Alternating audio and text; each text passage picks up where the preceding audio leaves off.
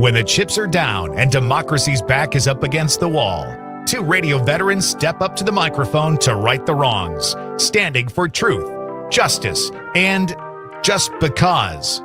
To say what needs to be said. It's John and Gordy on 92.7 WMDX.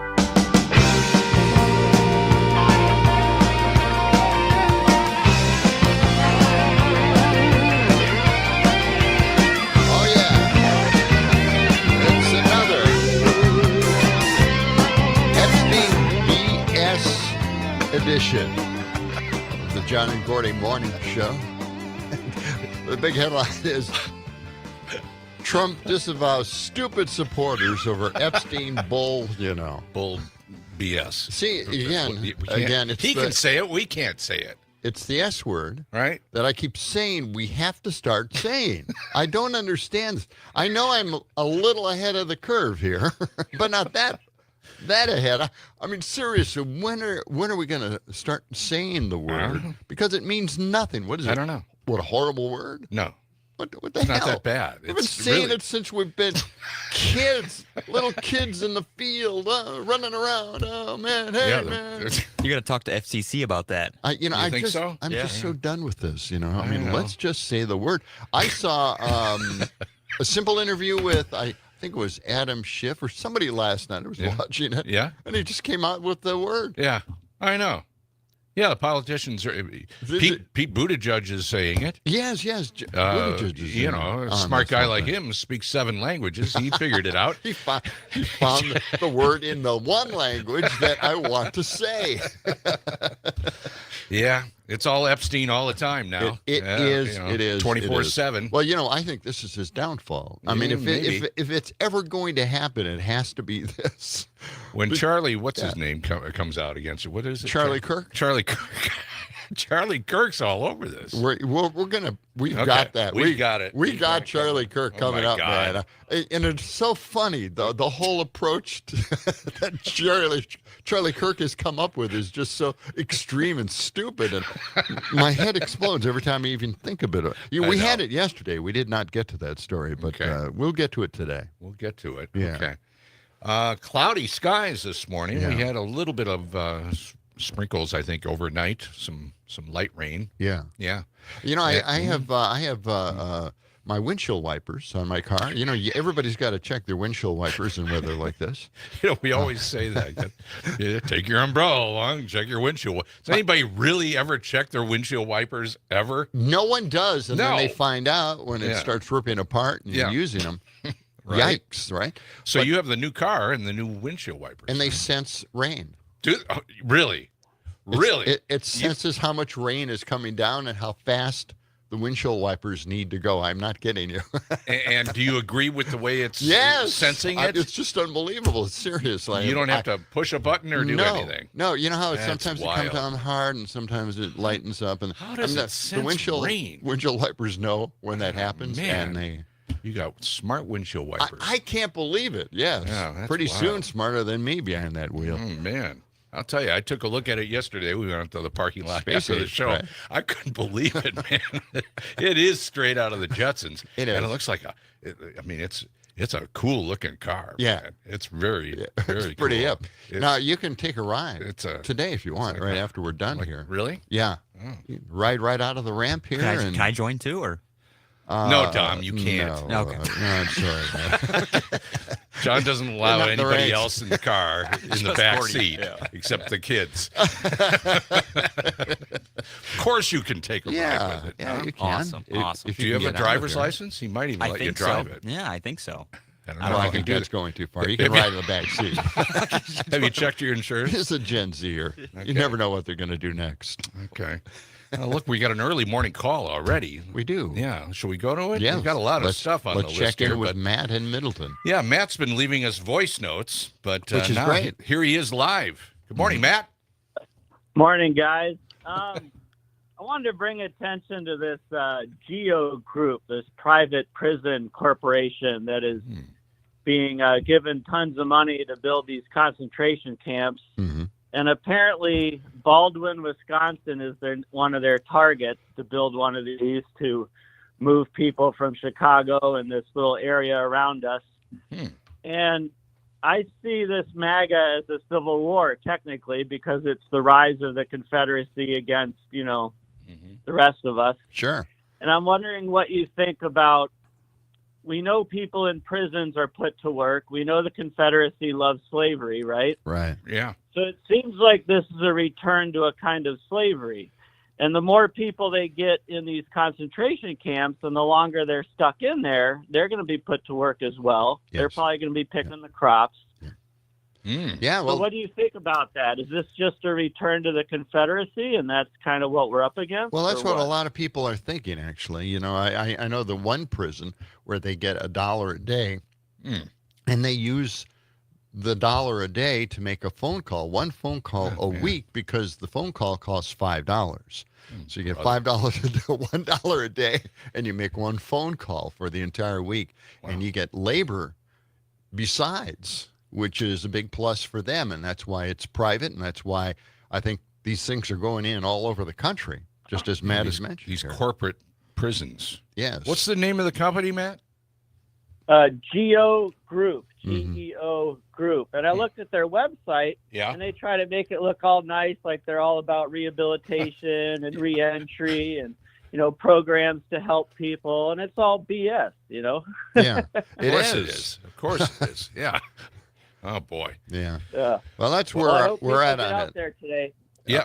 All right. Well, thank you for bringing that to our attention. Yeah. Yeah, we'll look into that. Yeah. Keep our eye open. We're gonna build one up in Baldwin, huh? Yeah. Interesting. Yeah. Okay.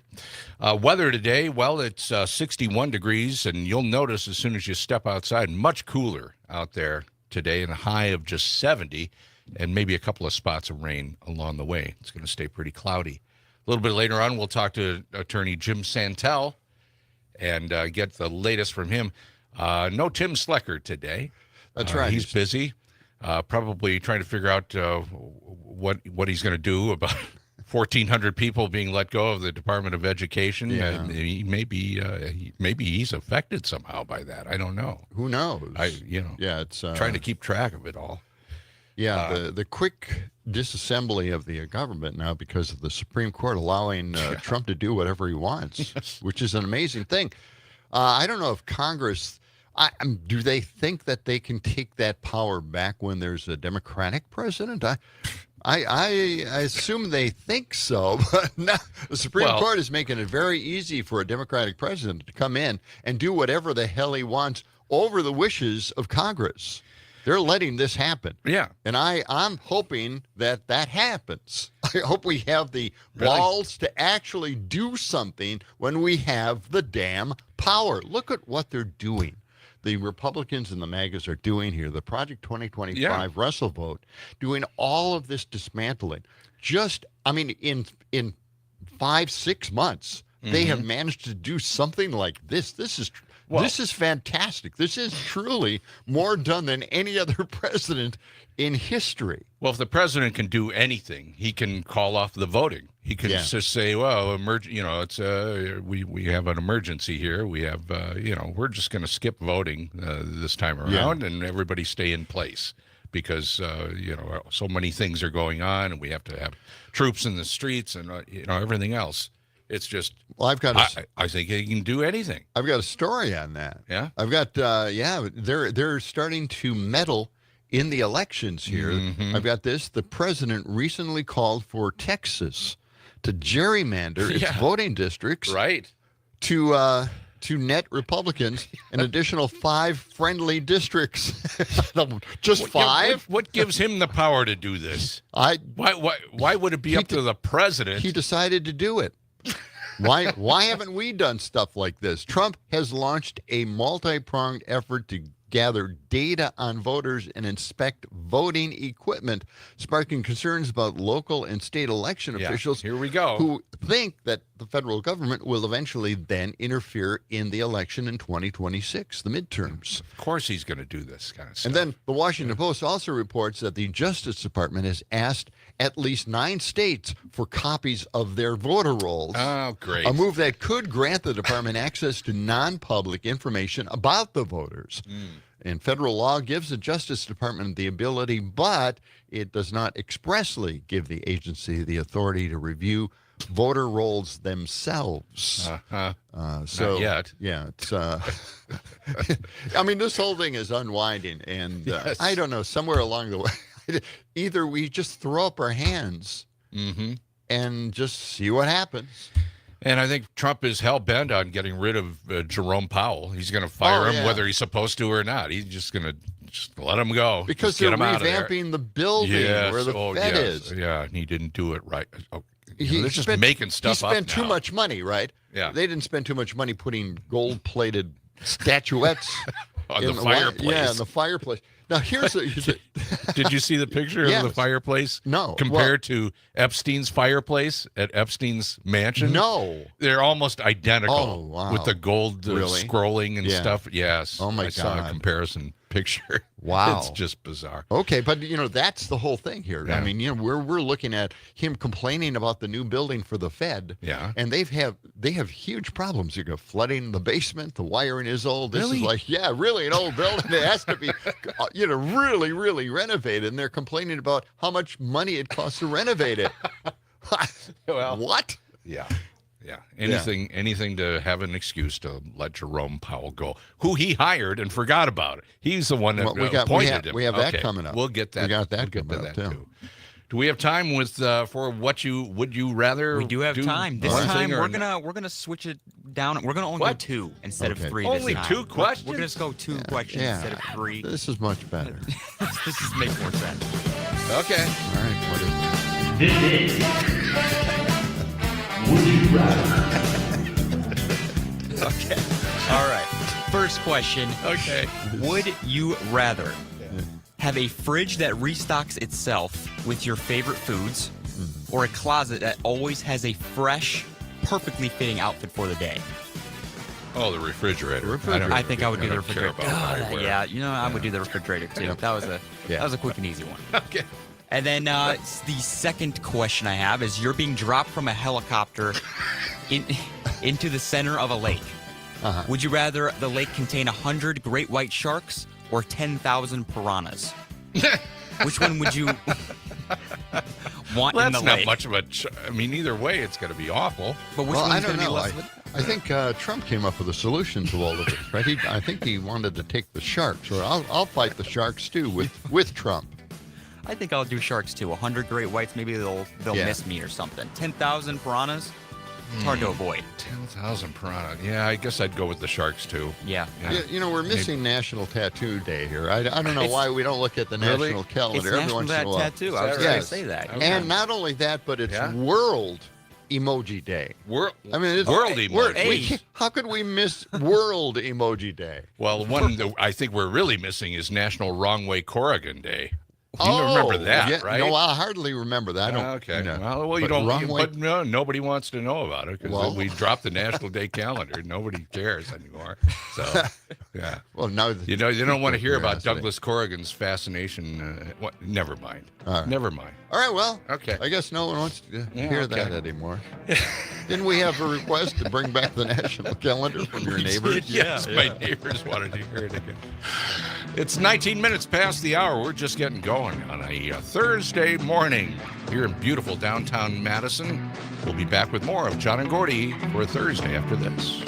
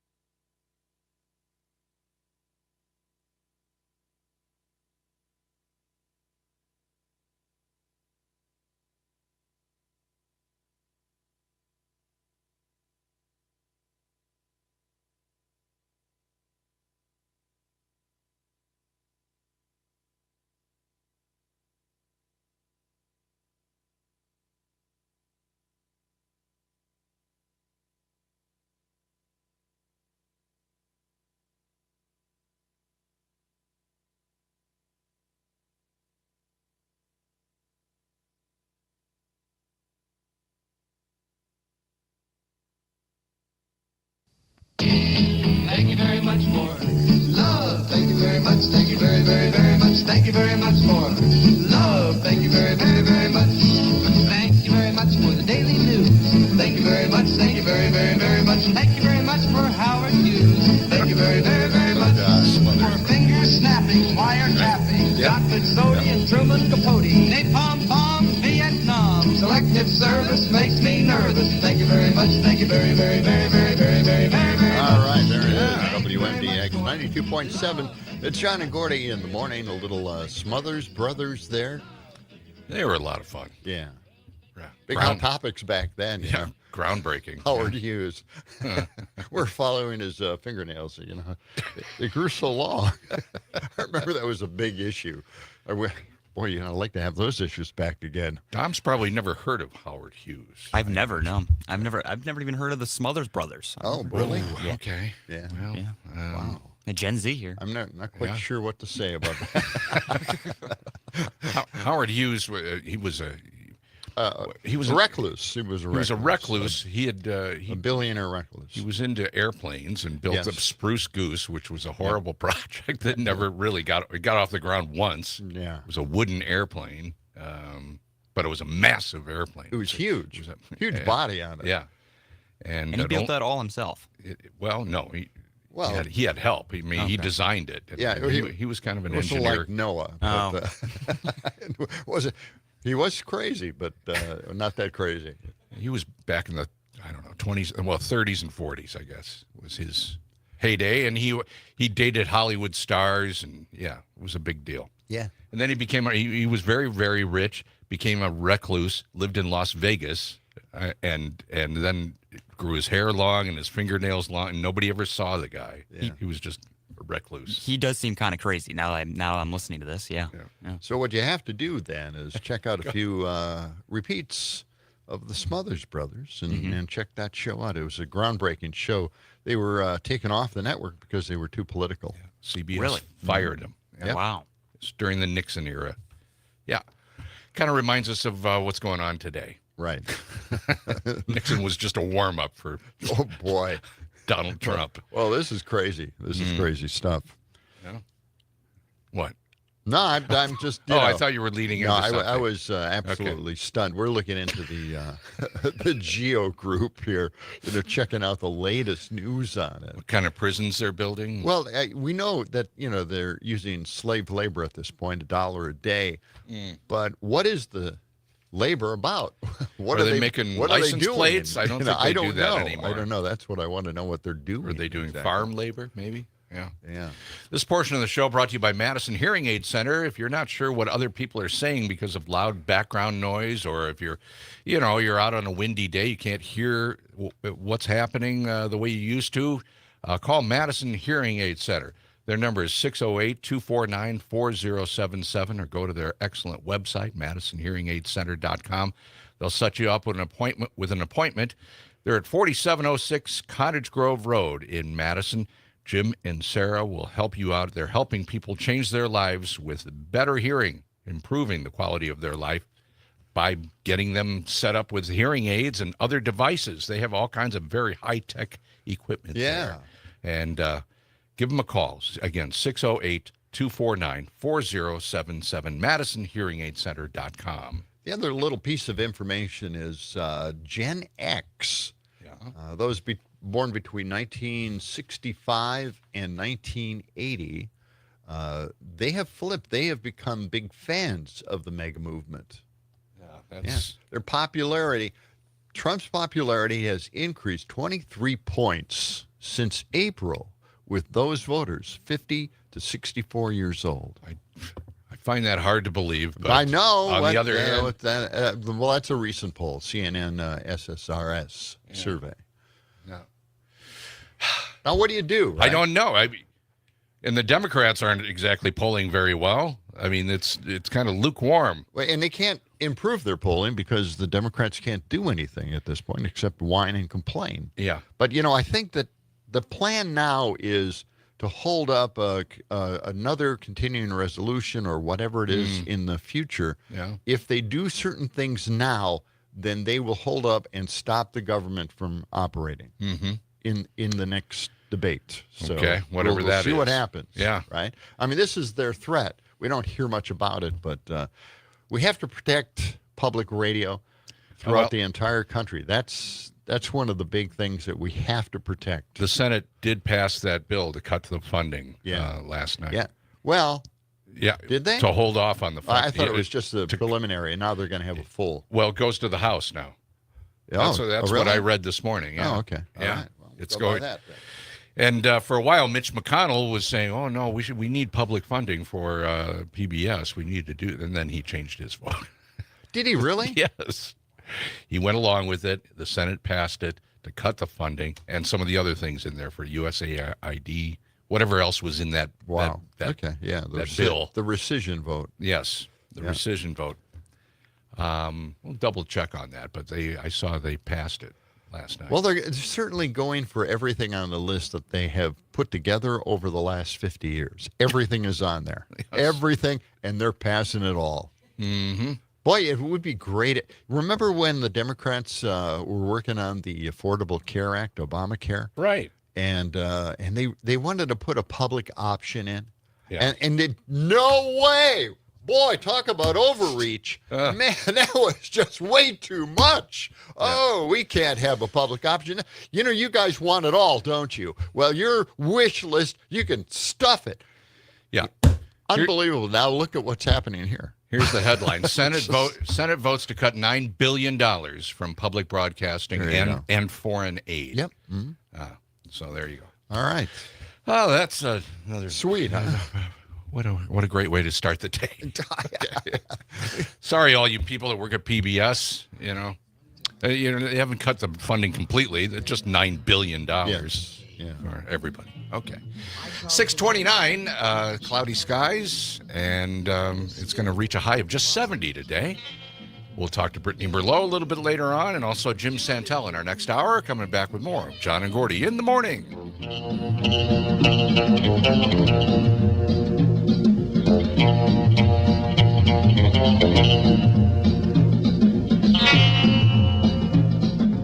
Where are you, Julie?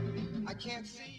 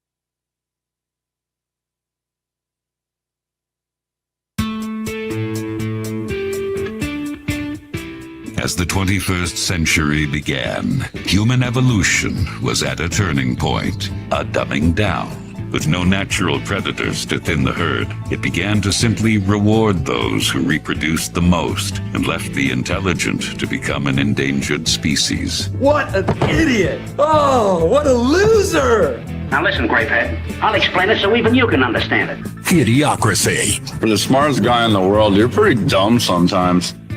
So much stuff to get to this morning.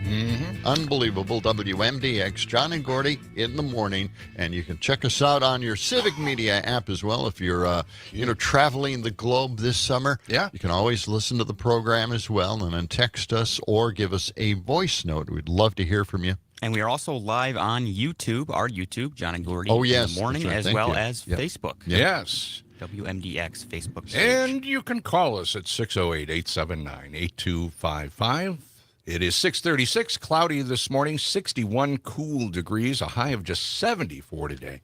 This portion of the show brought to you by Verlo Mattress. You can accessorize for less during their 4th of July sale, which has been extended, and especially on adjustable bed frames and bases. You can get an unbelievable discount of up to 30 to 50% off, and on the V9 adjustable base, a generous $200 off of your purchase.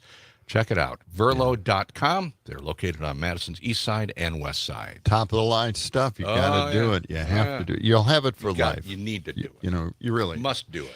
You have to do it. You're ordered You to are do it by ordered the John to and do Gordy it. Show.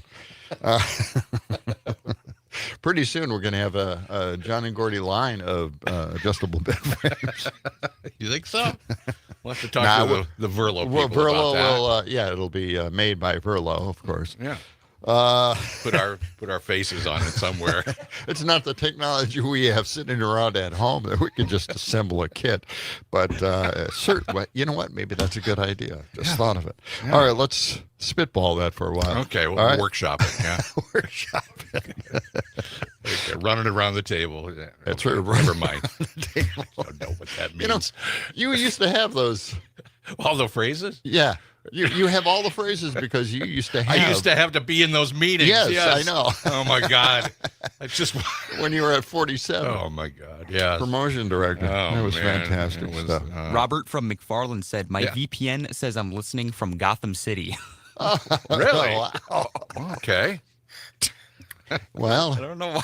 That's good. Yeah, it's just good stuff. That VPN is quite secret at this point. We got a text from Mark from Prairie du Sac. Says, I wouldn't think that Jerome Powell was personally supervising the retrofitting of the Fed's building. Right. And, that's a good point. And Trump paves over the Rose Garden. Yeah. Again. The second one. Oh, God. Spending all this money. Yeah. Okay. It's no big deal with Jerome Powell, who, really isn't in the redecorating or refurbishing why would it be business. Up to him? Why is it his fault all of a sudden? Okay. But they will try to make it that. I appreciate that, Mark. And we're also looking at... I'm sorry. You all right? Woo. Would you like a throat lozenge? Yeah, well, we're also looking Heimlich? at What do you another need? story, the big edit. Okay. The thing is, this was bound to come out, right? Yeah. Fox News has edited those interviews ad nauseum with Trump? completely all the time. Yeah. And to make him look good. Exactly. Yeah. And Trump goes after 60 Minutes, kind of wins that case because they had to fold in order to make a merger take place with Paramount. But the whole thing here is now it's coming out, and it should be coming out. Yes. Fox News has been doing this for thousands of years. Thousands of years. Uh-huh. All right. Well, here, let's get to the first story here on Idiocracy. By the way, I want to just mention, I'm hearing Idiocracy a lot. Me in too. Newscasts now. I heard somebody brought it up last night. Yes. On what show was that? MSNBC. Was it MSNBC with Chris Hayes? Yeah. Yeah. Are we trendsetters? We're trendsetters now. This is just like Idiocracy. Of course we are. Yeah. Wow. Okay. Yeah, it's normal now. It's an actual term. I bet it's going to be added to the dictionary if it isn't already. Right. All right. So anyway, Marjorie Taylor Greene was called out for her calls about terrorism. This is just a fun thing. I don't know who the representative is that called her out on it, but let's just say mic drop time, okay? Let's listen to cut 77 here. Listen. Let's talk about Border Patrol apprehensions between porch of entry at the southwest border of terrorists. And I have to say, it is pretty rich hearing the gentleman from Georgia express her concern about terrorism when she literally was selling defund the FBI t-shirts and hats on her website for $30 a piece. $30 for the shirts and another $30 for the hats. You don't get both for just the $30. The leading law enforcement agency tasked with combating terrorism in this country and keeping people safe. And she wants to defund it. So I'm not going to take any lectures from her on securing this homeland from terror. And with that, I yield back. There you go. Mic drop. Isn't that just fantastic? Selling the merch. I'm not going to yield to the gentleman. I just love that. Well, he kind of slurred that woman. I think he meant that. Yeah. Yeah. Okay. She's quite manly. Well.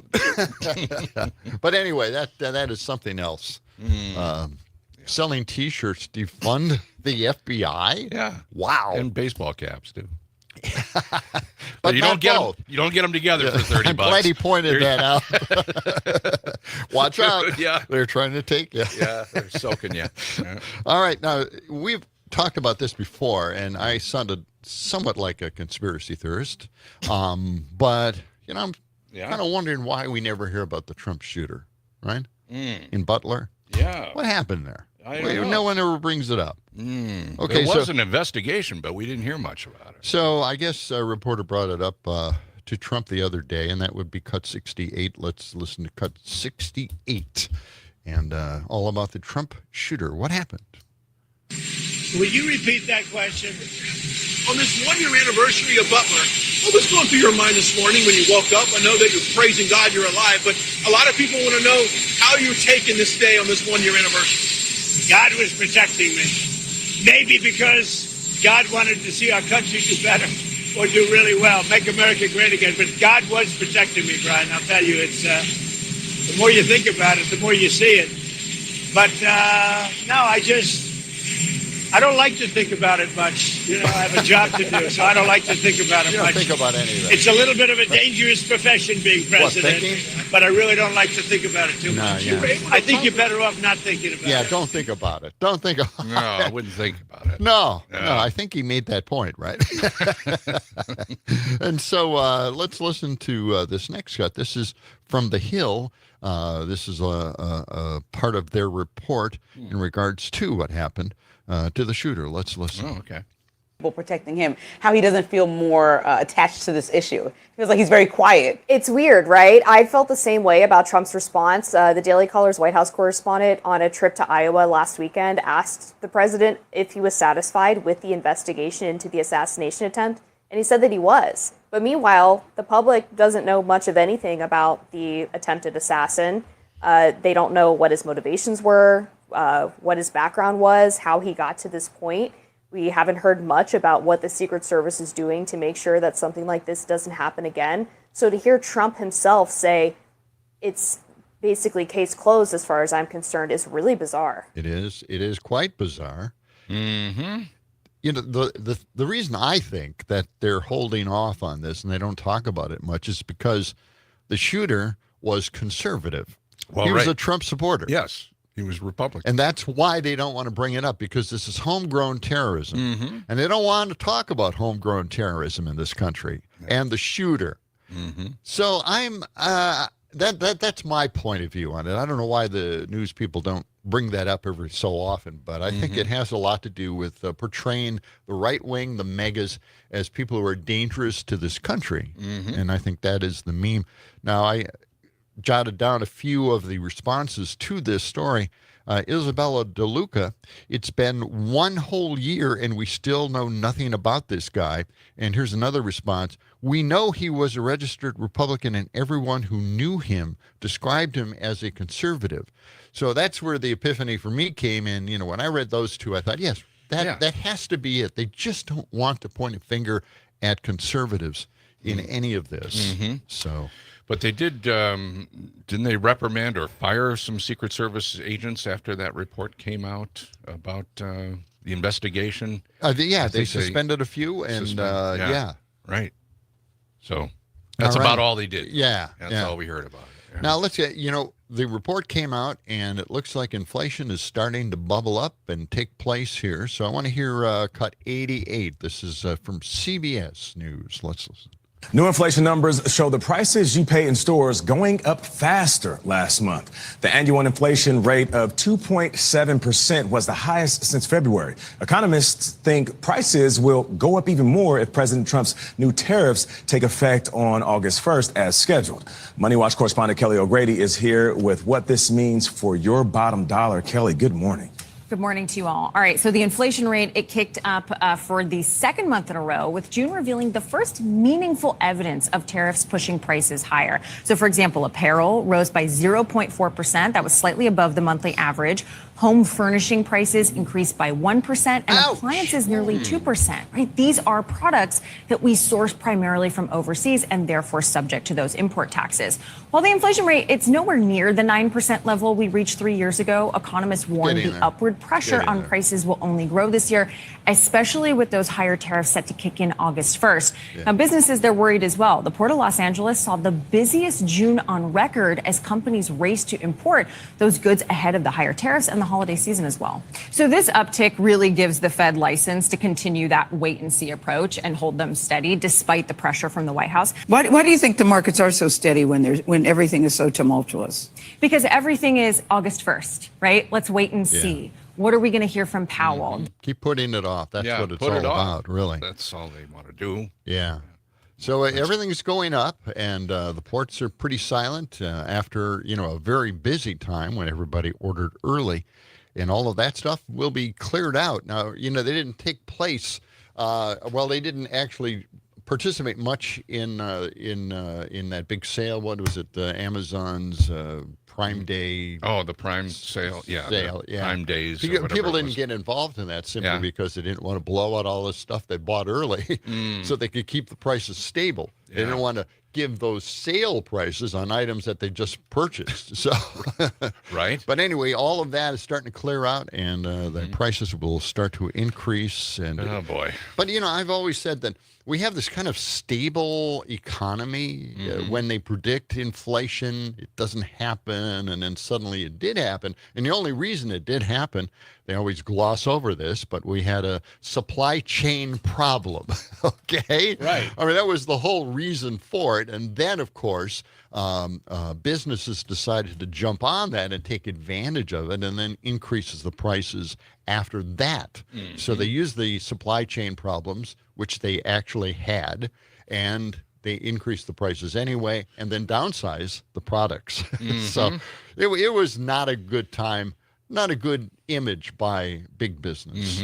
Right. Well, it seems like the grocery prices have gone up a little bit, and then they backed off a little bit. You're saying, they're getting ready for the inflation to hit, and then they're like, oh, okay, it really isn't that bad yet. Let's hold on to these prices. Same thing with gas prices. They really have not jumped up too much lately.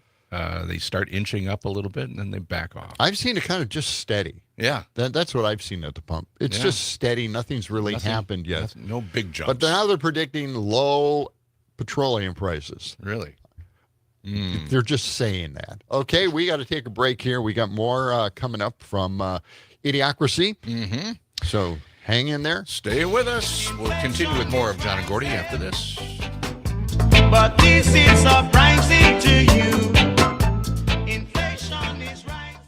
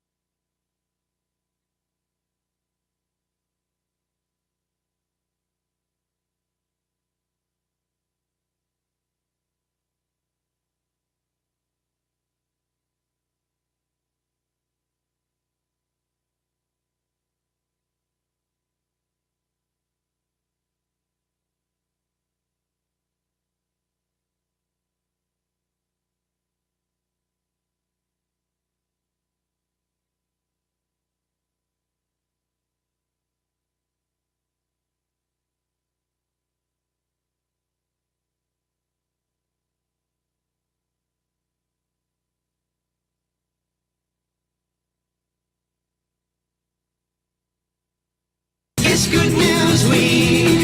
Someone's dropped a bomb somewhere, contaminating atmosphere and blackening the sky. It's Good News Week.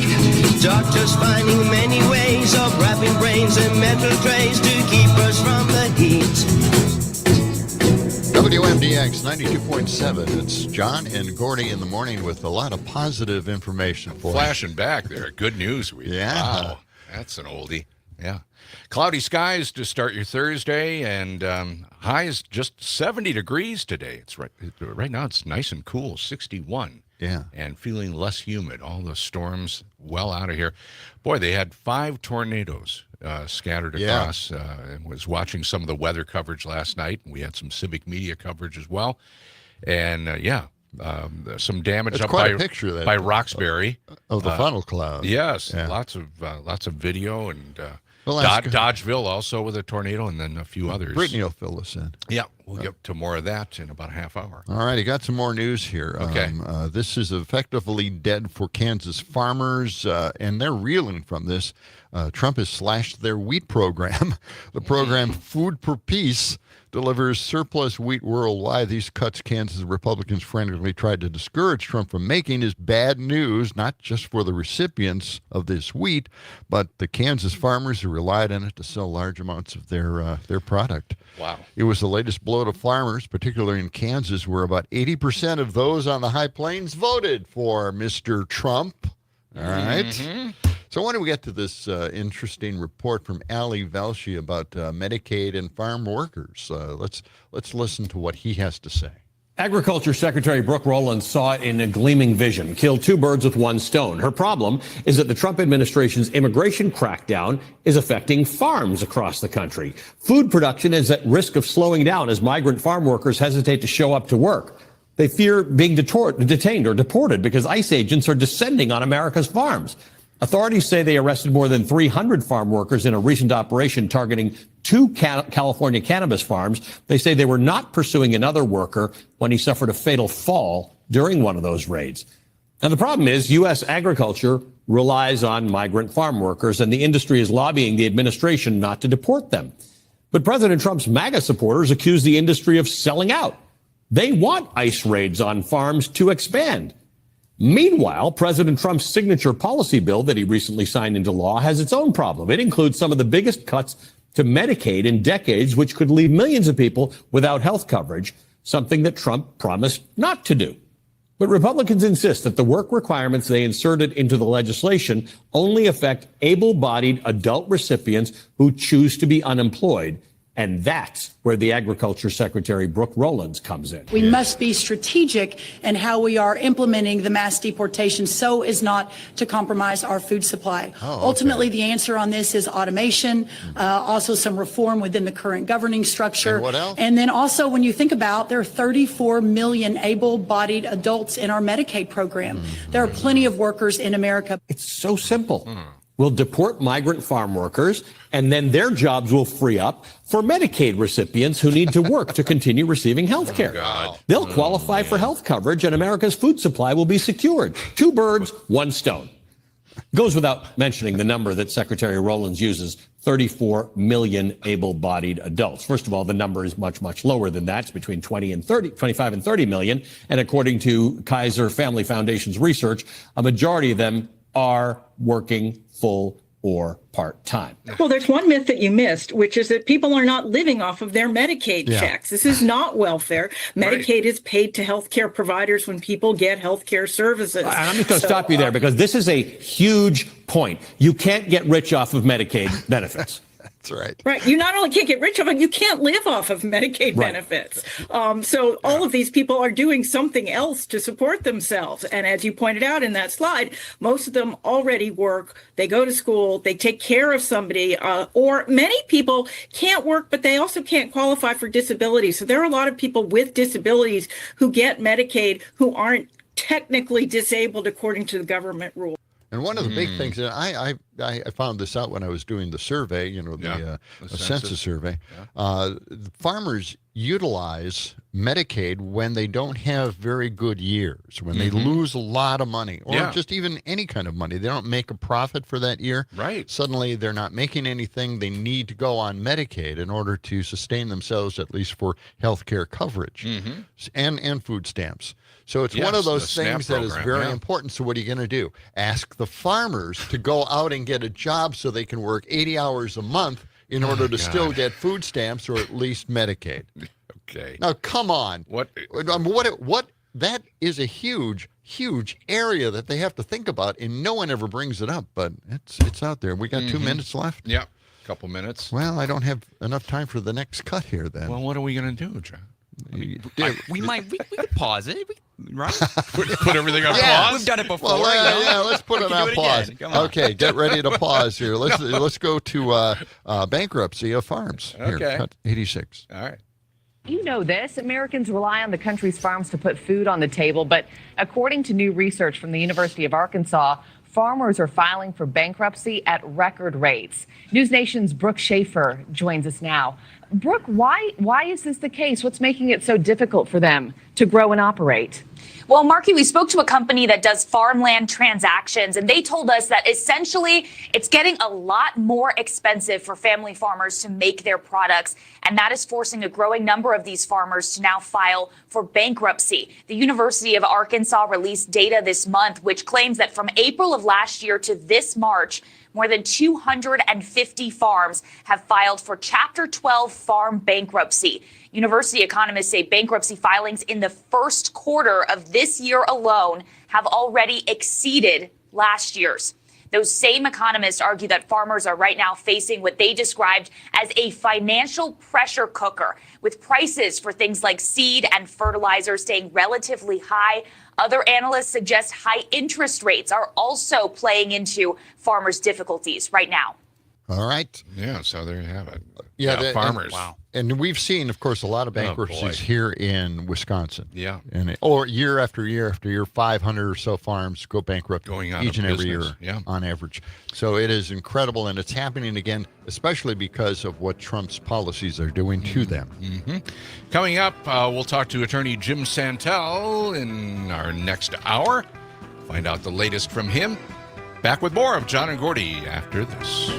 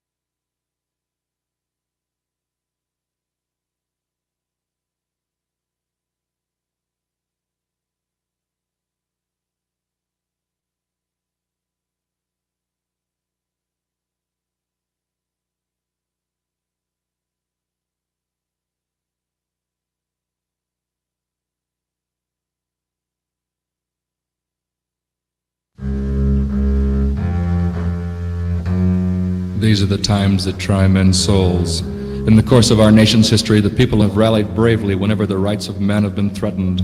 Today, a new crisis has arisen. Citizens, hear me out. This could happen to you. People think I'm controversial, but the truth is, I'm a nice guy. You know I am? In the field of live entertainment. Oh my God! I don't know what to do about the depression and the inflation and the Russians and the crime in the street. All I know is that first, you've got to get mad. Let me tell you something, you low-life, lying, four-flushing sack of shit. I will tell you, this is going to be something special. Just a show about nothing. Hell, I like you. What is this ponderous, man? Ponderous. Ponderous. What? It is ponderous. WMDX, it's John and Gordy, ponderous in the morning. We're pondering. Even as we speak. 7 minutes past the hour. It's cloudy this morning and cool. Temperatures right around 61. Highs near 70 really? Today. 61? Yeah. Why don't you check your WMDX Samsung watch there? And first, hit the secret code. And then find out what time the sun sets this evening. Because everybody waits for that High around message. 71 today. Huh? Okay. All right. What about sunset? Low of 55 degrees tonight. What about sunset? You're wondering. Sunset is at 8:33. Okay. It's Thank 1 minute shorter than yesterday. Okay. Coming up a little later, we'll as talk darkness descends upon us, the nation is about to end in the world. Oh, well. I remember the good old days of 8:41 when it sunset. Oh, I know. Yeah, those were the days. Yeah, those were the days. We'll talk to attorney Jim Santel in about a half an hour. Yeah. This portion of the show brought to you by Verlo Mattress. You can wake up and sleep better on a Verlo mattress. Plenty has changed since they opened their doors in 1958, but some things have remained constant throughout their history. They have direct-to-consumer, unbeatable prices. Verlo Mattress, 2 Madison locations, East Side and West Side. Just go to verlo.com for more information. Okay. All right, cue up cut 81. But first, we're going to go to the telephone line and listen to what Dick has to say this morning. Good morning, Dick. Go ahead. I think I know where the Epstein files are. Oh, wait, really? Wow, this is late-breaking news. Okay, hang on. Yes, it is. Yeah. They're in the bathroom at Mar-a-Lago. Still, really? Okay. I finally figured out what I hate about this whole thing the most. Yeah. About all of it. Yeah. And him being in charge again. I hate reality shows, by the way. I always have. I think they're a waste of time and the further. Yeah, me too. I agree. But that said, here's where I'm going with the whole thing. He's turned the running of this country into a reality show. Yep. Yep. That's it. Yep. And we're a joke to the rest of the world. Boy, are we. It's just I think unbelievable. I think you're right. And here's the thing: they got rid of all of the departments in the government, right? They're dissolving them. They're kicking everybody out. So he has complete control. I mentioned this a few times. He's micromanaging the entire nation, which is just stunning when you think about it, right? Yeah. You can't possibly know what's going on, each and everything that's going on. That's why you had departments in the government to handle all of this stuff. Now he's doing it all by his lonesome. And, well, obviously he's getting a tremendous amount of help from Russell Vought and it was and Stephen Miller. Yeah. So those are the things. Yeah. Everybody. I still maintain he's going to walk from all this because who's been in charge of the FBI and just destroyed it in 7 short months? Under a normal administration, the FBI would be turned over to investigate this. Yeah. They're going to come with something that just totally, he said, they were barely even friends. You just watch, and it's going to blow up in the media's face for chasing this story. Because he'll turn it into nothing, just like they did with, I keep harping on it, they did it with the Mueller report. They're going to do it with this. Well, they could. They could. All right. Dick, thanks a lot. Thank you, Dick. 608-879-8255 or get a hold of us on the Civic Media app. It's free to download, free to use. Earlier, we had a story, where Marjorie Taylor Greene was whining about terrorism and terrorists crossing the border. Yes. And she has T-shirts and hats and baseball caps that she's selling. Yeah. It's and on it is defund the FBI, which deals with terrorism. So but anyway, Mark sent us a text saying she does, as Stephanie Miller points out, look a lot like Barney Rubble. Yes. She does. Yes, she does. Looks like that. Yeah. Okay. Wow. All right. Kind of a female Popeye. All right, now let's go to the Epstein files here. Oh, the Epstein files. Let's listen to a few cuts here, and then Jon Stewart's opinion on that. Do you have that? Let's play it. You said this was all a hoax. Has your attorney general told you this was a hoax? What evidence have you seen? No, it's of not that? the attorney general. No, I know it's a hoax. It's started by Democrats. It's been run by the Democrats for 4 years. You had Christopher Wray and these characters, and Comey before him, and. It's a bad group. It started, actually, look at the Steele dossier that turned out to be a total hoax. The 51 agents, the intelligence, so-called intelligence agents, it was a hoax. It's all been a big hoax. It's perpetrated by the Democrats. And some stupid Republicans and foolish Republicans fall into the net. And so they try and do the Democrats' work. The Democrats are good for nothing other than these hoaxes. They're bad for policy. They're bad for picking candidates that can get elected. Like in New York, we have a communist running. He may get elected too, actually, but he'll destroy the city. No, it's I call it the Epstein hoax. It takes a lot of time and effort. Instead of talking about the great achievements we've had. Okay. Yeah. That's it. That's it. Fade out like that. You played cut 83. Okay. I was thinking that was cut 81 that we're going to listen to Jon Stewart's approach to that. Let's listen to that as well. Okay. This guy's been talked about for years. Are people still talking about this guy, this creep? That is unbelievable. Unbelievable? You guys ran on it. There you go. Remember this? We need to release the Epstein list. That is an important thing. This Epstein sex ring operation, I'm not letting it go ever.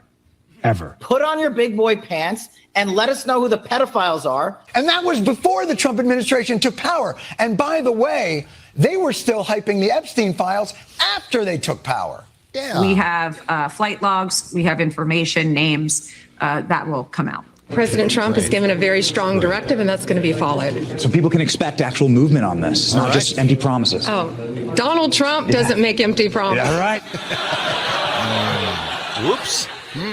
2 of his wives and 10,000 unpaid contractors disagree. All right. So, now my mega friend in Milwaukee has not mentioned this in any of the texts that he has given me in the last few days. I wonder why. He's waiting to be told what to say, how to think about all of this. And he didn't have to wait long.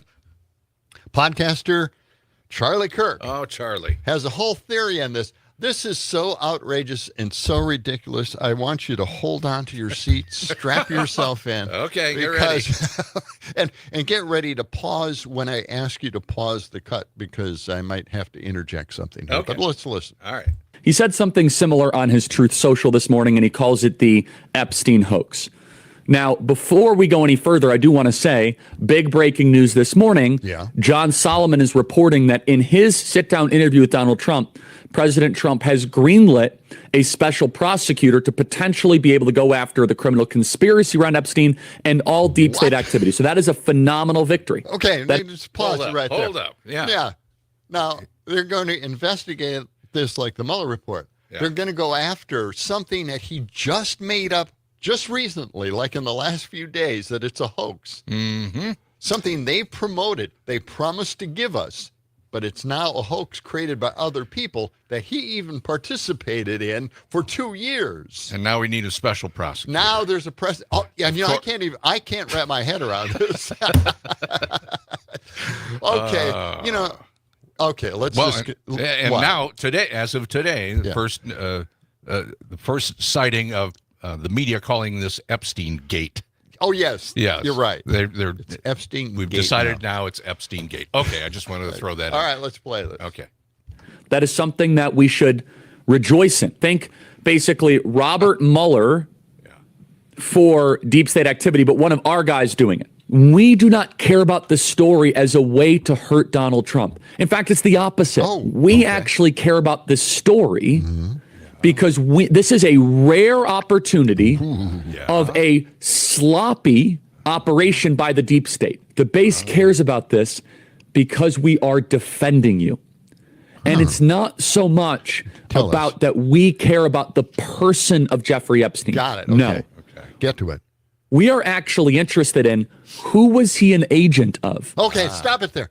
Okay. Who is he? The deep state now comes into the picture, right? Now, you got to remember now, Trump participated in this to the max. Everybody that works under him in this current administration participated in this to the max as well. And now we're trying to find out, who is at the center of this conspiracy, this hoax. Mm-hmm. All right, let's continue. Were the same people that were behind Butler, Pennsylvania, the same people that were behind the Russia hoax? What? Were they also the ones that were pulling the strings of Jeffrey Epstein? The same people that were around COVID? Mr. President, the same people that were behind the stolen election of 2020. We think these are the same actors. President Donald Trump is venting off some anger right now because he thinks that this is being used to derail his presidency. He thinks that this is being used to derail all of his success. We want to try and make sure the bad people that have done such terrible things to you can finally be held accountable. Unbelievable. Yes. So there you go. Thank you, Charlie Kirk, for explaining, explaining it all to us. We got to find out the person who's pulling the strings. Yeah. Because that person should be prosecuted. Man, I'm telling you, this is a bigger story than anybody could have imagined. Yeah. It's blowing up now and it continuing. Could have been part of the assassination of Butler. Oh, my God. I would not have tied all that stuff together. Thank God we have people like Charlie Kirk out there. Mm-hmm. He's brilliant, by the way. This is the same guy that debates, college students day in, day out? Right? Yeah, he debates college students, acting like he has actually gone to college. So this person is unbelievable. So that is what the new story is. And I know my mega friend in Milwaukee is going to now know exactly what to say, that somebody else is pulling the strings. Somebody else has decided to make this happen, that there wasn't really an Epstein thing at all. Well, that they participated in kind of an for the odd last way to 4 get years. this off of the headlines. It is. I thought they wanted to make this story go away. Now we're going to get a special prosecutor and amp it up even more. There you go, Gordy. I don't get it. That's it. I don't. What's the strategy here? Well, let's keep it in the news. I think that's what they're trying to do. Guess. We're not going to get rid of this anytime soon. We had another cut too, but we might get to that after this next break, because I think it's a Daily Show clip. Yeah, those from Jordan Klepper. Oh yes, that's right. We'll get to that. This portion of the show brought to you by Madison Hearing Aid Center. They are at 4706 Cottage Grove Road in Madison. You can call them anytime, 608-249-4077. They help people with their hearing by getting them hearing aids, but their number one goal isn't just selling the hearing aids, it's improving the quality of life through better hearing. Talk to Jim or Sarah. Give them a call, 608-249-4077. They can set you up with fast and flexible appointments. And you can go to their website, MadisonHearingAidCenter.com, and get an initial hearing test and then set up your appointment. Madison Hearing Aid Center. Okay. All right. 19 minutes past the hour. Coming up in about 15 minutes, we'll be talking with attorney Jim Santel. Get the latest on whatever's happening with the shadow docket of the Supreme Court. Crazy stuff. All really that is. and more on John and Gordy.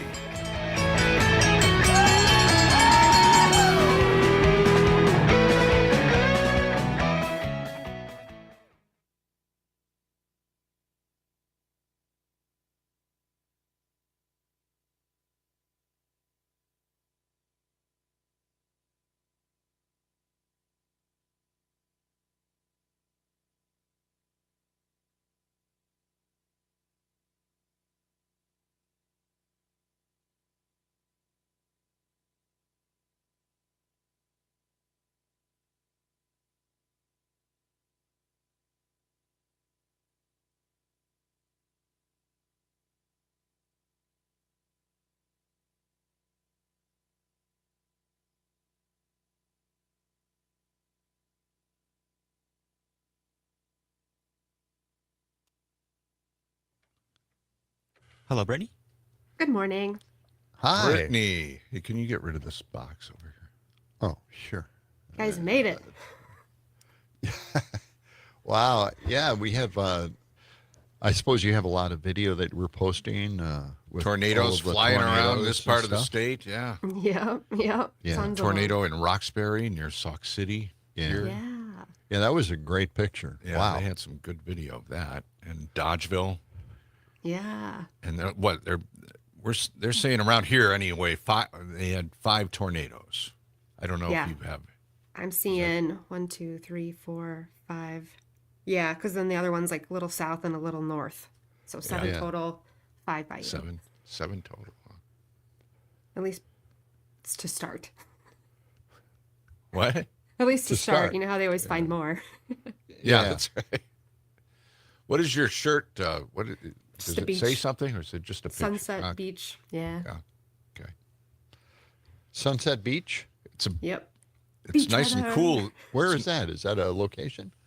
No. Or it's just okay. Your description. Generic. Of it. Yeah. Kind of like the movie Endless Summer. Do you remember the cover on that? Endless it had Summer, the sun in the background and people holding their surfboards, walking on the beach. It just gives you that summer feel. Yeah. I'm gonna turn you guys off. Oh, fine. Well, thanks. Be that way. I hate doing that. Sure.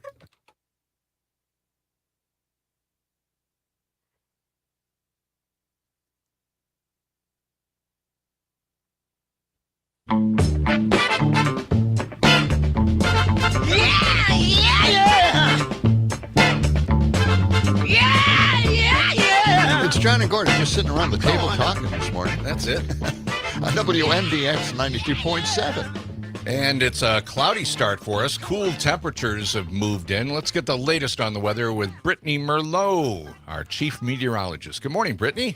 Good morning, guys. How the heck are you? You made it wow, last we night. survived. We survived. Yeah, wow. all these tornadoes flying around last night. It was pretty active. In and out. It's sunny one moment. It's cloudy the next. Tornadoes flying all over the place. It was crazy weather. Yeah. Can you kind of give us a recap of what we went through? Yeah. Could you relive this thing for us? One more time. Okay, here we Sure. go. So it started earlier than we were thinking, by about an hour, 12 o'clock or so. Dodgeville got that first tornado. Looks like around 1:26. Went to Sauk City, that area, Fall River, Beaver Dam, Fox Lake, even a funnel cloud into Fond du Lac. I mean, there was about 7, I think, different tornadoes that were confirmed on the ground. So we were just exploding from about 12 to 4 or so. Then the heavy rain just kept pounding the Fox Valley, where crazy flooding was going on in Watoma, where cars were submerged, streets closed. I mean, it was a long afternoon, to say the least, and now it feels like fall out there. Now, I didn't hear about any injuries, I haven't as far as I either, know. thankfully. But there was some pretty good damage up around Roxbury, between Roxbury and Sauk City. There was quite a lot of damage on the ground there. Ugh. And now we move on to some much better weather here, at least for today, right? Yeah, thankfully, much calmer today, cooler, crisp, mostly cloudy, eventually becoming partly cloudy by the afternoon. Highs at about 72 degrees. And then tomorrow, we stay sunny, highs around 80. We got a chance of showers and storms by midnight. That kind of lingers a little bit into our Saturday, on and off chances on Saturdays. So a damper day, Saturday, highs at about 82, and then partly sunny and calm again for Sunday. All right. Typical weather for this time of the year. Yeah. Yes. So when it gets really active like that last night, I know you get up really early in the morning, but how late did you have to stay up to monitor all this? I can't sleep. I stay up through it all. I mean, it's like... Do you really? Yeah, us meteorologists can't stop. There's no way I could be sleeping while something like that was hitting the state. So I was definitely monitoring it and relaying all the information I could, but I hope everyone is okay. Clean up today. Yeah, that's right. Well, All right, well. they'll have a bunch to clean up, that's for sure. All right, Brittany, thank you so much. You have a good Thank day. you. We'll talk to you You tomorrow. too. Okay. It's Brittany Merlot, our chief meteorologist. Let's continue our let's you continue okay? our topic here. It's the Like a Epstein drink files, of water? the Epstein hoax, or Epstein Gate. Epstein Gate. That's the latest one. So let's get to it. Jordan Klepper talked about this on The Daily Show. Let's see what he had to say. And the Trump administration can't get its stories straight. There was a client list, then there was no client list. They were going to release all the files, and then they decided not to release any files. So let's see what today's excuse is. I would say that, these files were made up by Comey. They were made up by Obama. They were made up by the Biden, So let me get this straight. According to Trump, all the top Democrats got together and said, let's create some fake files that destroy Trump's political career. They don't ever use them. They let Trump get elected. Don't use them. Let Trump get elected again. Still don't use them. And then once he's the president, hope he releases the files without ever looking at them. Frankly. Makes sense. That plan sounds so inconceivably bad, I do believe the Democrats might have come up with it. And after initially pushing back, some of them are getting the message. I think the DOJ should immediately move to unseal all the Epstein documents in the Southern District of New York. Yeah. I think every file should be released to the public the same way as the JFK files. Honestly, I'm done talking about Epstein for the time being. I'm going to trust my friends in the administration. I'm going to trust my friends in the government to do what needs to be done, solve it, balls in their hands. Wait a minute. The balls in their hands, he says?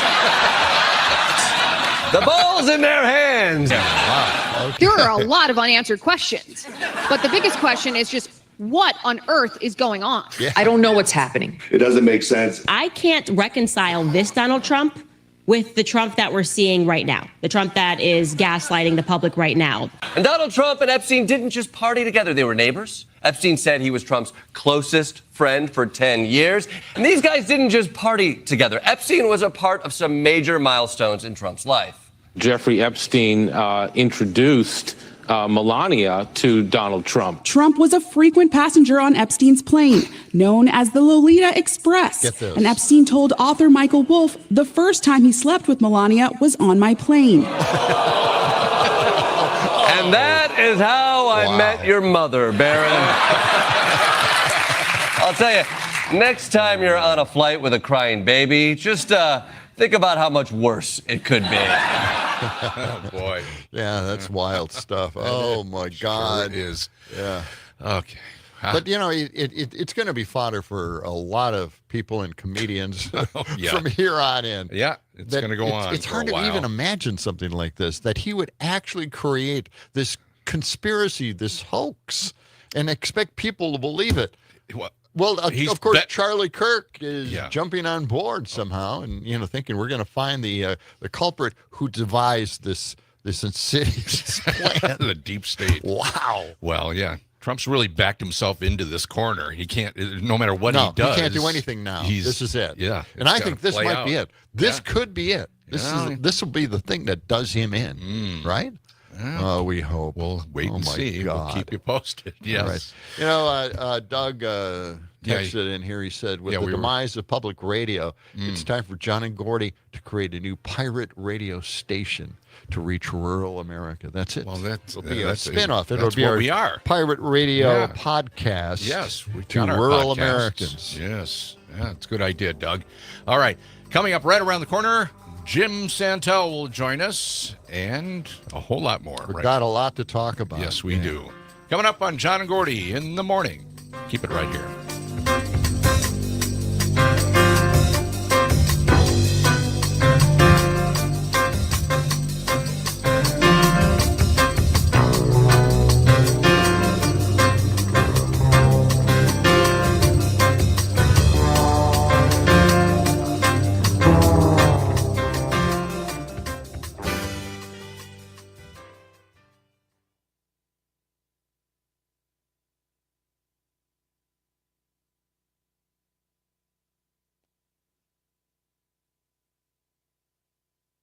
You do a Verlo here, and let me hit Jim. How are you the doing? website. Tom, how are you?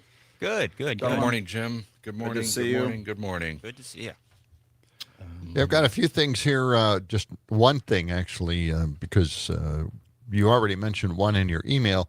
But I thought this judge saying about green card holders, they can't be targeted by ICE because they are legal and they're here legally. So therefore, there is no reason for them to be targeted by ICE. They haven't done anything wrong. So I don't know. Maybe We don't have to talk about that. No, You know, no, it's just the latest judge in America who's like all of us scratching our head and saying, "What has happened? And what's going on here? And how crazy is the world in which we live these days?" It's what about didn't the judge say something about reasonable suspicion or yeah, that was a judge last week on Friday who said, again, just articulating what the rule has been for, I don't know, 50 years. Yeah. When it comes to police stops and arrests on the street, you have to have reasonable suspicion. You can't just go up and say, "I don't like the way you look funny to me."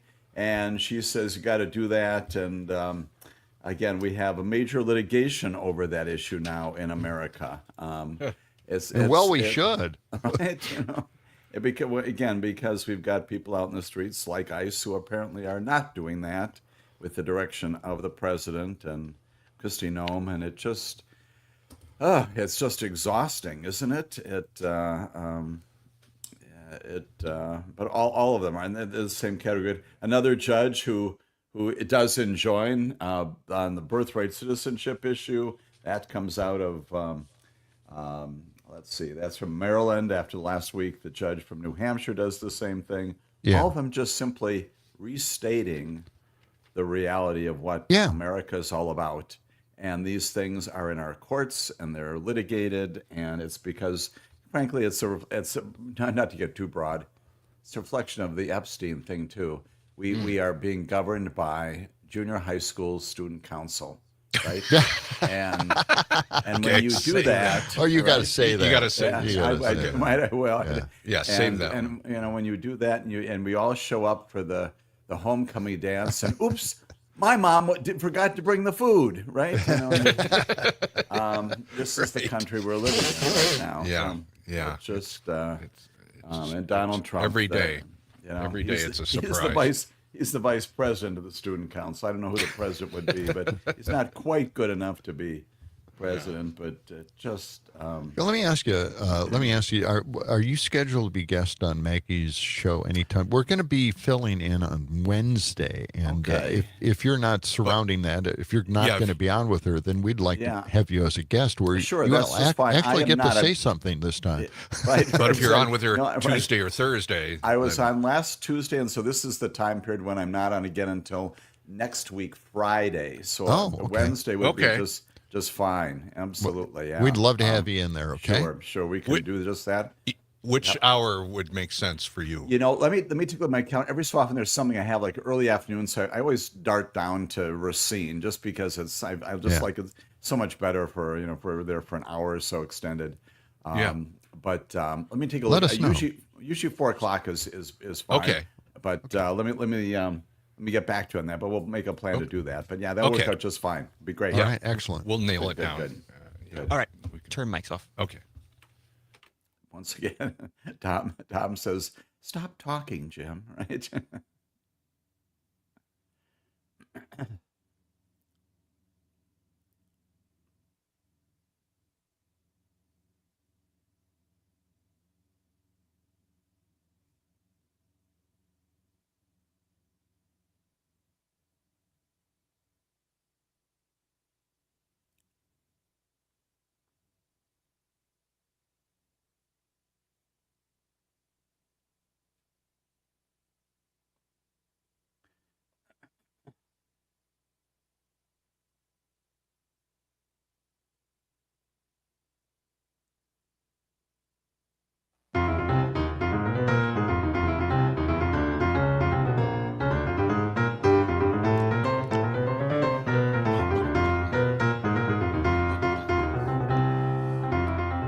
WMDX, John and Gordy in the morning.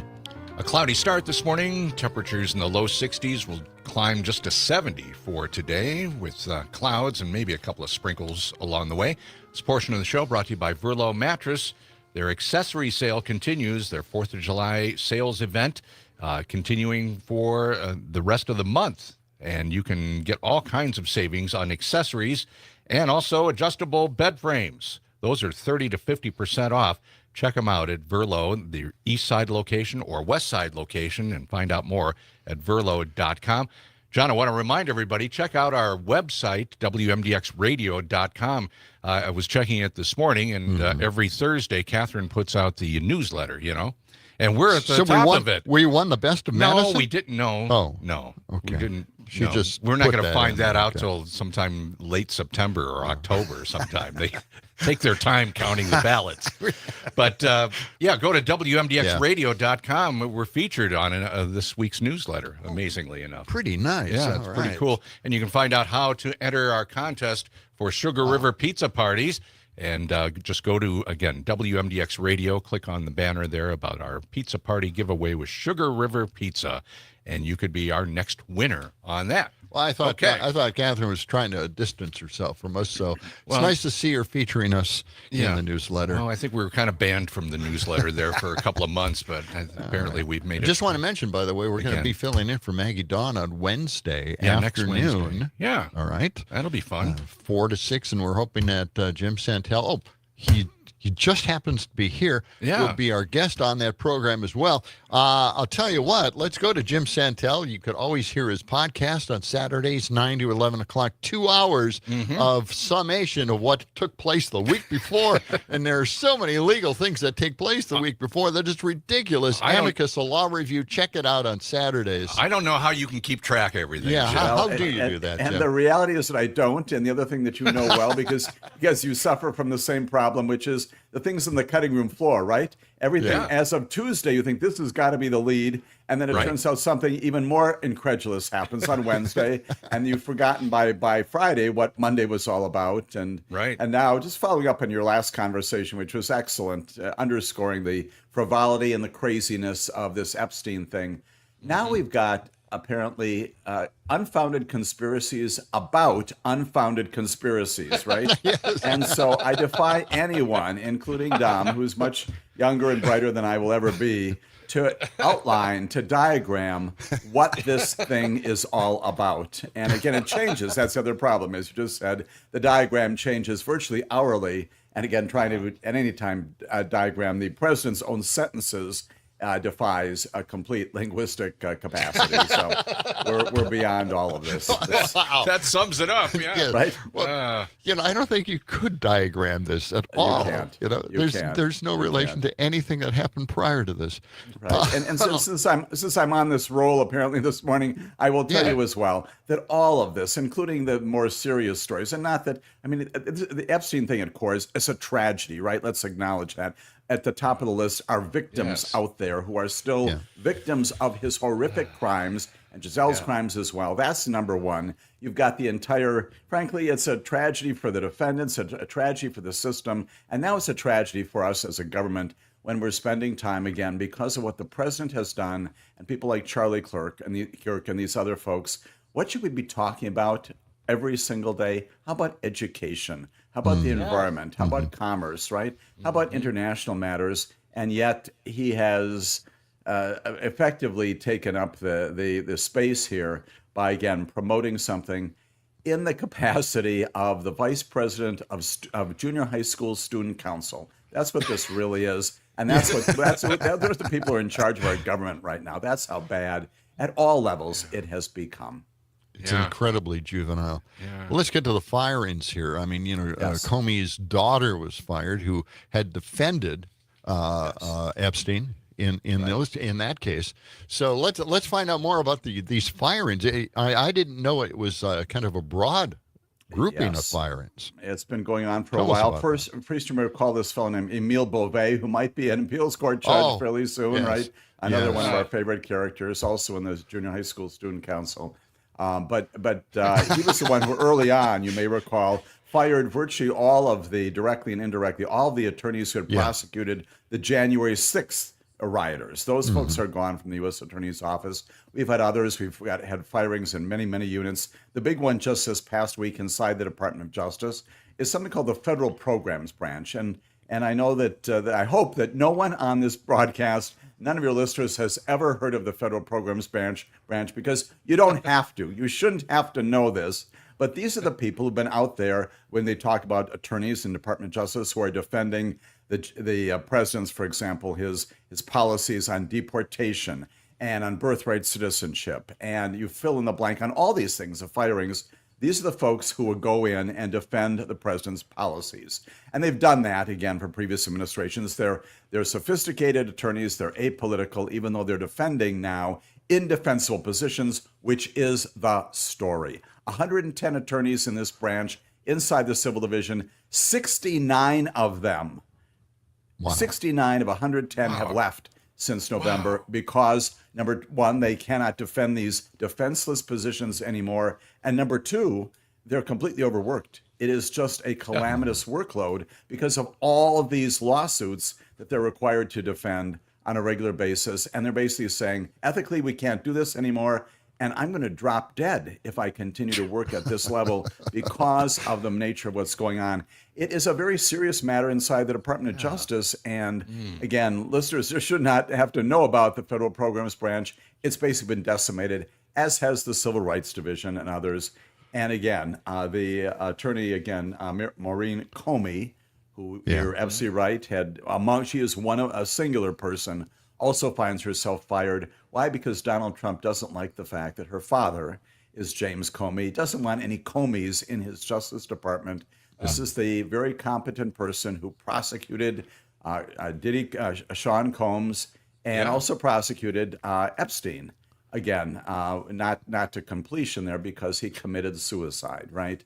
But this is, again, a good person. It's like the former U.S. I'm going to go on, right? The former U.S. Attorney, remember when she resigned because Emile Beauvais told her to get rid of that lawsuit involving the mayor of New York. She said, no, there's a basis for doing it. I'm ethically prohibited from doing what you're directing me to do, Mr. Beauvais, and she resigned. And so we're losing all of this experience and all of these fundamentally good people who know what they're doing. That's the Department of Justice these days, 6 months into this term. Where will we be in 3.5 more years? Well, then Emil Bovee is about to be okayed, rubber stamped by the Senate. Right? I mean, he told attorneys to say "F you" to the judges. Right. So he's going to be a federal judge now. He's going to be a federal judge. He's going to the Third Circuit, which is, again, the mid-Atlantic states, sort of. And again, in that amazing discussion with the senators, the Senate Judiciary Committee, they asked him about this. Did you instruct attorneys, as many people have said, including this whistleblower, basically tell judges you don't know, dissemble, lie to them, and again, using the F word? Asked about that specifically, and you may recall well. What did he say? What did he say? He said, I can't remember if I had that conversation a few weeks ago, directives to the attorneys at the Department of Justice. That is tantamount to saying, yes, I said that, and I simply am avoiding a perjury prosecution now by indicating I can't recall. I'm going to be on the Third Circuit Court of Appeals, second highest court, just below the Supreme Court. You know, That's the found America of this time. I was just stunned when he was asked that question. Did you say that? And he said, did I say what? Right. Can't recall. That was just amazing to me to say something like that. Come on. Right. And Adam Schiff looks at him, and again, a former assistant United States attorney, Adam Schiff from California, looks at him and says, are you telling me, Mr. Beauvais, that you do not recall having this meeting weeks ago with members of the litigation group there? And he says, what? I can't recall. It is incredulous, and yet that's the level. There are other reasons. For what it's worth, I know I'm just droning on here this morning. Just yesterday, about 900 former Department of Justice attorneys and personnel sent a letter to the Senate Judiciary Committee saying, do not confirm this man. He is not qualified, and they're absolutely right to do so. And they're going to put him in. That's it. They're going to put him in. They got the votes to place him on that, and he will be there. I think he is in his 40s or so. This is a lifetime tenure position, which means that, again, I'm picking on Dom a lot this morning. Dom's grandchildren will probably be still hearing about Emile Beauvais, United States Court of Appeals judge, in the decades to come. Is there? Look, we're giving the president so much power here. The Supreme Court is just dumping power on him and completely getting rid of Congress. It doesn't even matter. The legislative branch doesn't even exist anymore at this point. So you think maybe the president, future president, can just get rid of Beauvais? The answer would be once he is once he is there in the appeals court position, he is there for life, and he's really they can't just step in and say you're gone. You cannot. Yeah, Okay. you can do this. You can do this thing. You can impeach a judge. You can impeach a federal judge. That requires the return of articles of impeachment, a trial in the Senate. We've had a few of them in our Pretty nation's rare. history, but it's very rare and very difficult and would never happen under these political circumstances. One does wonder, candidly, and I'm not suggesting anything untoward should happen with Emile Beauvais. I hope that in his own way he has a good and long life. But the reality is, one does wonder, someone who's this volatile at this point in his career. We've seen these people in politics. We've seen So them in arrogant. the legal profession, so arrogant, so over the top, defiant. One wonders where you will be in 10 and 15 and 20 years from now, even on the bench. Is your own activity going to be the source of your own destruction in some way? Talking to Jim Santel, former U.S. Attorney at Law. And Jim, now what about this the ruling from the Supreme Court that Trump can just fire anybody now from the federal government? Tell us how this is even possible. This is all in Congress's purview. This is their job. This is the separation of powers. How can they keep making these kinds of decisions? I'm stumped. Give me some legal reason. Can you can you please do it? Something that they don't give on the shadow docket. Right. There is none, and that's the reason why you've got people like Sonia Sotomayor and Elena Kagan and Ketanji Brown Jackson. You are in good company, I would say, John and Gordy, with them, because they're saying the same thing. They're looking at this and they're writing these 20-page dissents saying, what is going on here? And they're addressing both the substance. They're looking at this and saying, it's exactly what you just identified, which is these are congressional decisions. They created the Department of Education. Only the legislature can turn around and shut it down. And with respect to all of these firings, and yes, indeed, that's what they did early this week. They issued again a non-order, basically overturning a lower court decision saying the president cannot do this. Well-reasoned decisions. They're out there on the record. In one line, two lines, you've got the majority, not the other three, but the majority of the Supreme Court saying the president can go ahead and do this. And again, this affirms one of his early executive orders directing all kinds of people to be fired. Jim Santel, stay with us. We'll be back with more of John and Gordy right after this. Between a rock and a hard place, and I'm down on my luck. Yes, I'm down on my luck. Well, I'm down on my luck. All right, send lawyers, guns, and money.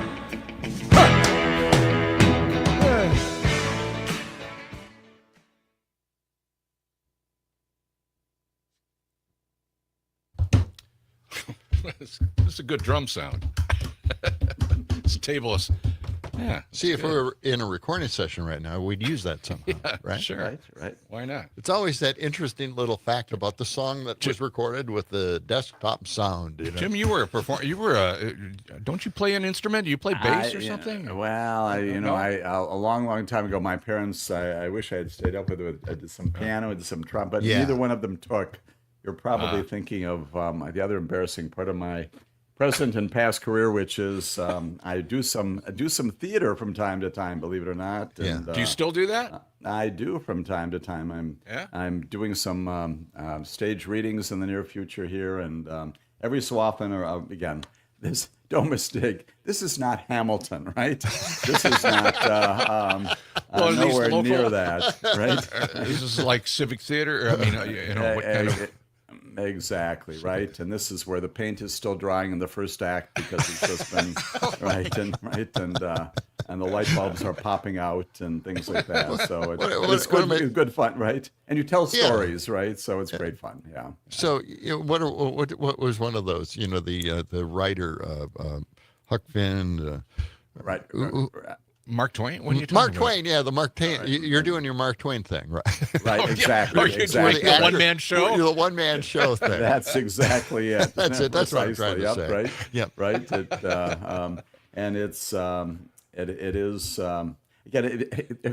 These days, I often say, you know, in the midst of the calamity that is our world these days, you know, theater and storytelling and sending you messages. I'm not saying it's our last vestige, but it's one of those places you can go and get some not rationality, but you know, well done pieces of theater, well written, well acted. Yeah. You leave thinking, okay, there's something me to think about, and it makes It's good sense, therapy right? too. It's good to therapy, get right? out of your Right. world and get into some other Right, world. right, exactly. That's, I see by the way, Lauren that's how I yeah. describe this show. You know, I mean, Right, this exactly. is this is a one-man show. Exactly, right? And who needs a script, right? It just writes Right. itself every Exactly. morning. It writes right? itself. Right, right. That's for sure. Boy. Right. All right. right, Well, you know, well, let's get into the reasonable Yes. Yep. suspicion. thing. Yep. Absolutely. I thought that was a breakthrough. Actually, I was surprised no one came up with it before. Right. So- Yeah. Exactly. You know, it's just 200 years of history, but remind us of that obligation as there you federal go, agents. exactly. Right. All right. I got to do a hearing Mike's aid. off, yeah. All right.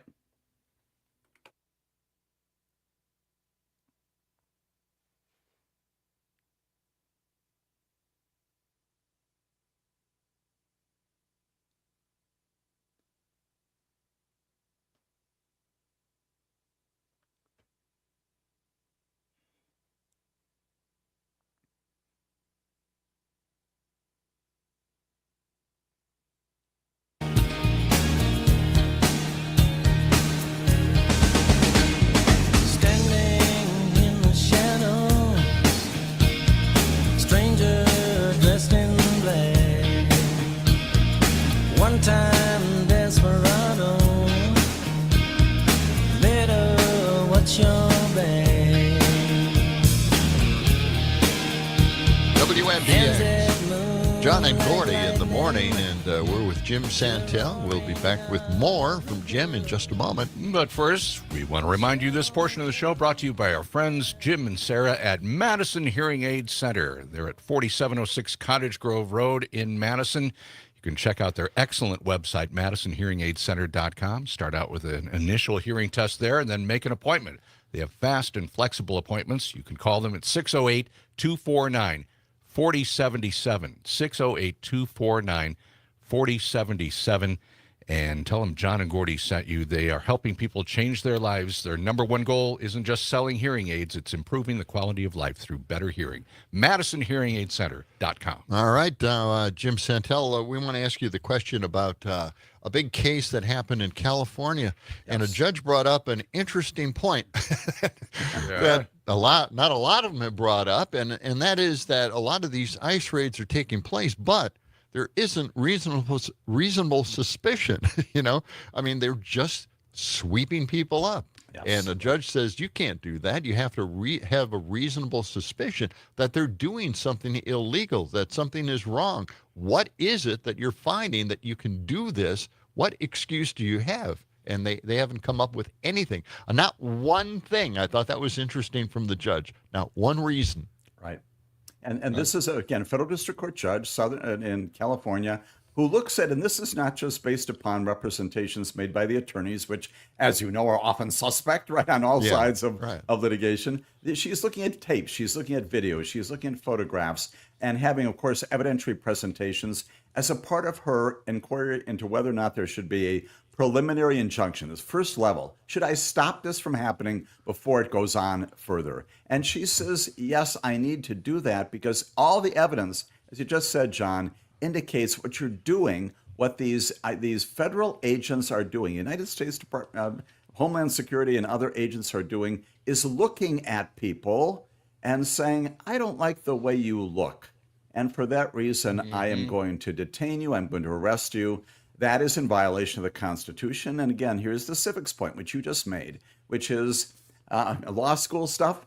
In order for the police in America and any decent republic to stop you and to detain you, and frankly, even if they've got probable cause, next step they can arrest you. You've got to have some reasonable suspicion that Jim Santel is doing something that might be illegal. And I can't make that detention, can't do something further. If you just don't like the color of my skin, you don't like the music that I happen to be playing from my car, you don't like the way I'm walking down the street, that is not reasonable suspicion. That's what the judge says. Let's get back to core information, core standards here, and reimpose what has been the law of America for decades. Yeah. Right. And it's stunning once again that we have to have a judge, and it does get national news because it has to be reminded. We have to be reminded as a nation what our rule of law principles are. That's once again where we are in 2025. Yeah, it's one of those moments where you slap your forehead and you go, wow, I forgot. Because it's amazing how this administration has just done whatever they wanted to do, regardless of laws, any legal reason at all. Right. Don't we teach civics in high school anymore, or junior high, or middle they made school, it mandatory, to graduate, right? It seems like no one's aware of it. Right. And you've got to wonder, too, okay, what are the instructions being given? Before anybody goes out onto the street for what's an arrest, a seizure, or anything, you always meet as a law. What are the instructions being given by the federal agents, the supervisors? What are they being told to do? And that really gets to the core of this, right? What is the focus, the mission of the end? To your point, every implication, every suggestion, as the judge said, is that their instruction is, do what you want. Do what you need to do. Yeah. And you do not need to be concerned about that. And by the way, when we get in front of federal judges, we'll tell them, again, getting back to Emile Beauvais and others here, and we'll tell them, we don't know. We don't remember. Yeah. We'll just lie to them. And that is a recipe for absolute meltdown of our system. And that's why this decision out of Southern California truly is, to use yet another expression, it's a canary in the coal mine, right? It's telling us there's something fundamentally terrible about how federal law enforcement, anyway, is being administered at these high levels in a population. I believe that Los Angeles is the highest Hispanic population per capita in the country. And obviously the ground zero for that, and also these protests and the responses by the president to that, all these things come together in Los Angeles. It just seems like the government institutions are all in free fall now. And it's not a good feeling. Right. It's a horrible feeling. And we're not getting any help from the Supreme Court standing up for the Constitution. They are just giving all this power back to the president, not back. I was going to say, if a Democratic president were ever to take office again, that somehow Congress would see the power that they had at one time and try to take it back, and it's not going to happen. Now, the president, even from the Democratic side, can do a lot of stuff that the Republicans are not going to like if they ever have, a majority in Congress again, but a Democratic president. Good luck with that, guys. Right. Think about the future. Think about the precedent you're setting, and that's the concern. Last 10 weeks alone, there are at least 7, maybe 8, maybe 9 times when our Supreme Court has given the president these unbridled powers, again, without explanation of what they're doing. Yeah. Well, thank goodness Ketanji Brown Jackson is in there saying something, anything. Right. Yes. And being criticized for it. Yeah. Yes. Guys, we got to leave it there. Jim Santel, thank you for joining us. You can always listen to Jim on the weekends on Saturday. And Jim will be with us when we fill in for Maggie Dawn next Wednesday afternoon. Thank you again, Jim. Tomorrow, Savannah Tomei Olson from our news department will join us.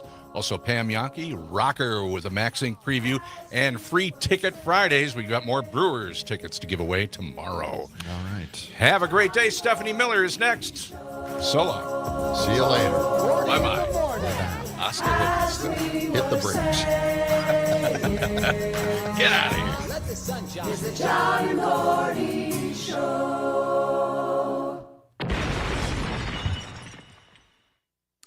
Gentlemen, very good. I'll reconfirm. I'll actually send you a note next hour, so just confirming next Wednesday, and we'll do that. That sounds great. All right. Great. Thank you very much, Jim. We really appreciate it. Thank you, Jim. We have no idea what we'll talk about next Wednesday because those calamities will happen on Monday.